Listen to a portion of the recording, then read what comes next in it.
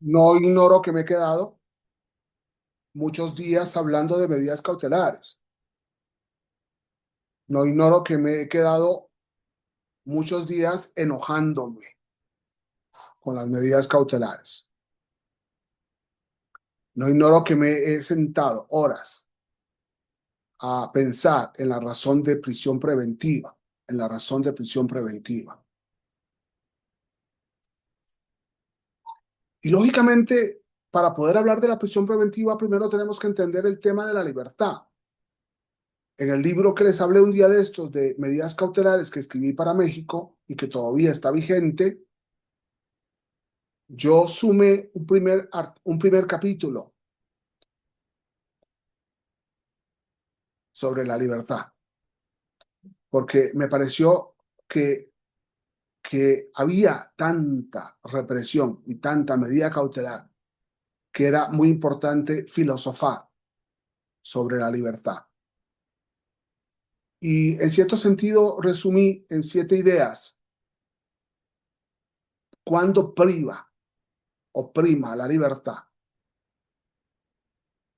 Y en concreto empecé primero con la razón de prisión preventiva. Porque si la prisión preventiva es oficiosa para delitos especiales, no puede darse prisión preventiva justificada para los demás delitos.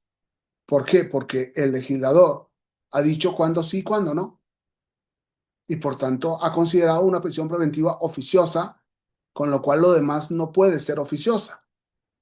Primera idea. Segunda idea, la autoridad de medidas cautelares. Porque si no hay razón de riesgo, no hay razón de prisión preventiva justificada. Y por tanto, entonces, ¿por qué hemos creado una autoridad de medidas cautelares que vigila las medidas cautelares? Cuando para eso está el juez, que fue el que ordenó la prisión, perdón, la medida cautelar distinta a la prisión. Y por tanto, si el imputado tiene que presentarse ante el juez y si el imputado tiene que firmar ante el juez, ¿por qué seguimos poniendo autoridades y burocracia a un asunto tan complejo? ¿Por qué tenemos que someter a una persona a una autoridad de medidas cautelares? Lógicamente, una tercera idea sobre la libertad es la no vinculación a proceso. Si no hay vinculación a proceso, no puede darse medida cautelar ni prisión preventiva. Y aquí ustedes tienen todo el derecho de decir, me estás mintiendo. ¿Por qué? Porque hay miles de personas apenas en proceso que no han sido vinculadas a proceso y están privadas de libertad. Eso también lo acepto. Y no porque yo mienta, sino simplemente porque yo tengo que decir lo que dice la ley. No puede haber prisión preventiva o medida cautelar si no hay vinculación a proceso. Porque la vinculación a proceso es lo que legitima que una persona sujeta a proceso, una causa en la que se ha iniciado la acción penal pública, esa persona está sujeta a proceso. Y para ello tenemos que entender el artículo 19 constitucional, se sujeta a través de la vinculación a proceso. No puede haber una medida cautelar si no hay un hecho delictivo.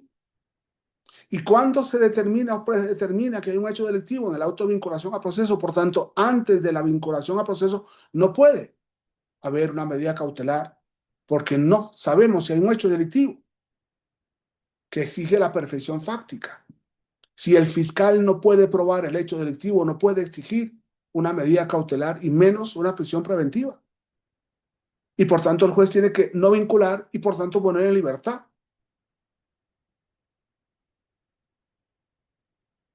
Y por eso tenemos que dejar de jugar con esos juegos de los términos constitucionales que son violatorios de los derechos del propio imputado y que desgraciadamente muchas veces el defensor es cómplice de los términos constitucionales de 72 más 72, o sea, unas vacaciones en Cancún y las que quedan en Acapulco.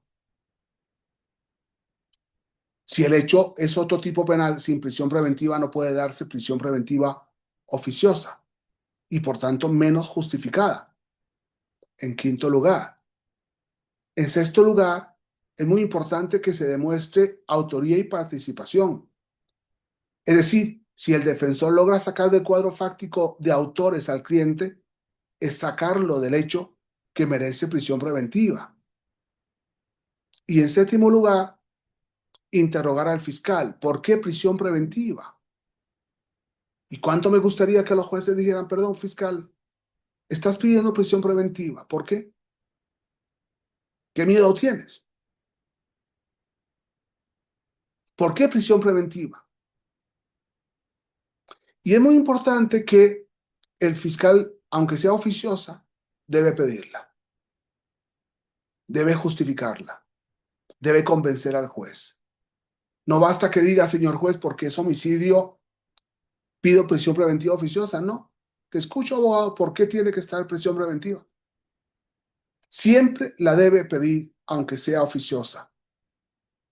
Si no hay razón, debe procurar no pedirla y de él depende. 7 ideas que conviene entenderlas, analizarlas y repensarlas. Señores, decíamos días atrás que habían 30 medidas cautelares y que yo he hecho 4 columnas de medidas cautelares para que en algún momento en mis clases sobre medidas cautelares podamos apreciar lo represivo de un modelo penal como el mexicano y las autoridades, la cantidad de autoridades que imperan en esas medidas cautelares. Son muchas las medidas cautelares como para que nosotros no sepamos ser claros, entenderlas y comprenderlas y apostar siempre porque prima el principio de inocencia, seamos coherentes, apostar siempre por el principio de inocencia, que es un mandato constitucional. Muchas gracias y espero terminar aquí con las medidas cautelares. Gracias.